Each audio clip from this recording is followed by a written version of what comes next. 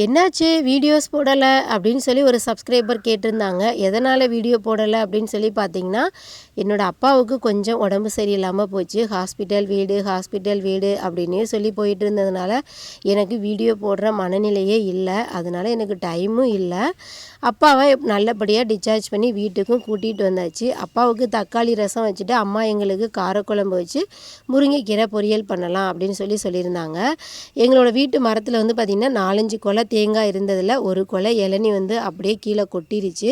சரி அப்பாவுக்கு டெய்லியுமே 2 இளநி கொடுக்கலாம் அப்படின்னு சொல்லிட்டு அம்மாவும் அதெல்லாம் எடுத்து வச்சுருந்தாங்க. ஒரு 12 மணி போல் இளநியும் கட் பண்ணி கொடுத்தாச்சு.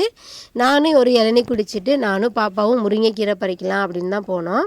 வீட்டுக்கிட்டே வந்து ஒரு பெரிய மரம் அம்மா ஏற்கனவே வச்சுருந்தாங்க. அது வந்து காற்றுல ஒடிஞ்சு விழுந்ததுனால அதோட கம்பை வந்து வெட்டி இன்னொரு இடத்துல வச்சுருந்தாங்க. அது இப்போ தான் சின்ன மரமாக இருந்துச்சு.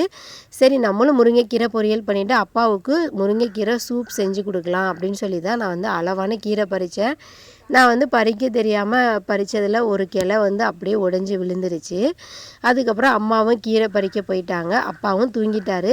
நானும் சன்வியும் கொஞ்சம் நேரம் தட்டா வந்து நிறைய இருந்துச்சு வீட்டுக்கிட்ட. தட்டா முடித்து பாப்பாவுக்கு விளையாட்டு காமிச்சிட்டு இருந்தேன். சன்வியும் ரொம்பவே ஜாலியாக விளையாடிட்டு இருந்தாங்க. அதுக்கப்புறம் வந்து பார்த்திங்கன்னா அம்மா வந்து முருங்கைக்கீரைலாம் பறித்து கீரையும் பொரியல் பண்ணிட்டாங்க.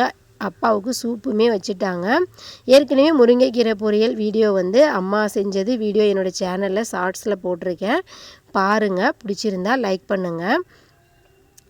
அதுக்கப்புறம் வந்து பார்த்திங்கன்னா அப்பாவுக்கு வந்து ஒரு 3 டேஸ் ஹாஸ்பிட்டலில் இருந்தது.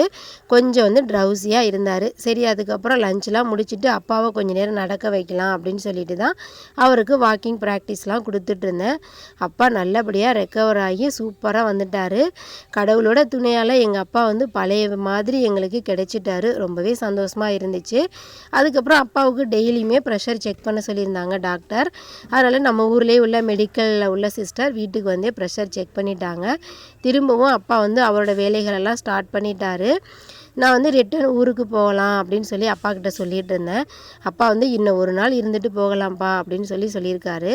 ஸோ வந்து சனிக்கிழமை கிளம்பலாம் அப்படின்னு சொல்லி பிளான் இருக்குது. அப்பா பழைய மாதிரி எங்களுக்கு கிடைச்சதில் ரொம்ப ரொம்ப சந்தோஷம். என்னோடய சேனலில் இது மாதிரி வீடியோஸ்லாம் நீங்கள் பார்க்கணுன்னு நினச்சிங்கன்னா மறக்காமல் என்னோடய சேனலை சப்ஸ்கிரைப் பண்ணி சப்போர்ட் பண்ணுங்கள். தேங்க்யூ ஃபார் வாட்சிங்.